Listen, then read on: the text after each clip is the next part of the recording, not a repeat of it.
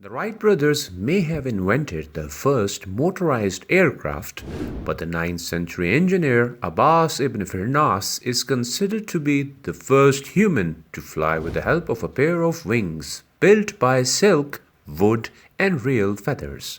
According to historians, when Ibn Firnas was between the age of 65 and 70, he jumped off a cliff from Yemen's Jabalul Arus mountain and glided in the air, staying in flight for at least 10 minutes. The short flight left him both injured and disappointed. He realized that because he had neglected the mechanics of landing, he couldn't balance his flight in the air and ended up crash landing. Ibn Firnas lived for another 12 years. He realized that slow landing is achieved by the collaborative work between tail and wings, a conclusion he reached after decades of studies of bird flight and their landings.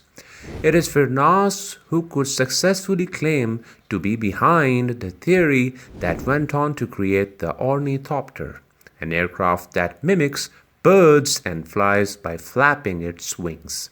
His flying machine diagrams went on to become the cornerstones of aviation engineering in the late 20th century. Flying had been the dream of human beings for several centuries before it was finally accomplished. History is full of myths and fables featuring humans with wings doing extraordinary things in the sky. In Greek mythology, Icarus is believed to have flown so close to the sun, despite his father's advice, that his vexed feathers melted, leading to his crash landing and subsequent drowning in the sea.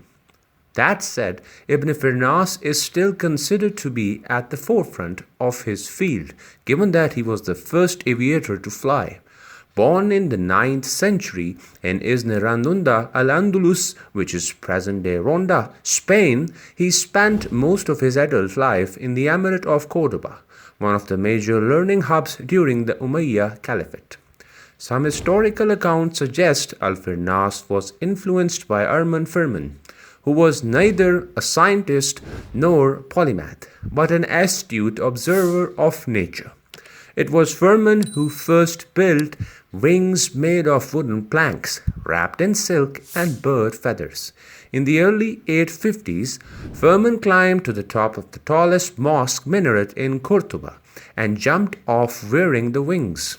Although his attempt quickly failed and he plummeted to earth, the flying machine inflated just in time and slowed his descent. He was lucky enough not to break any bones in the fall. The delay of his landing proved somewhat life-saving.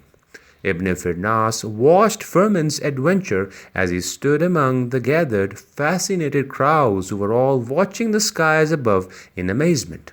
Impressed with Firmin's result, Ibn Firnas began to realize that the act of flying in the air needed further investigation. He studied flight patterns of different birds and objects for 23 years. He then constructed his flying machine and jumped off Jabal Arus in Yemen despite his advanced years. Ibn Firnas' keen interest in science and technology led him to invent water-powered clocks. He also experimented with sand and quartz crystals in order to understand the nature of their properties. Many historians credit him for making transparent glass. He was also the pioneer behind the famous Andalusian glasses, which are still in demand and used today. The visually challenged benefited from him too, as he is credited with making lenses that helped with reading. Ibn Firnas is of Berber descent.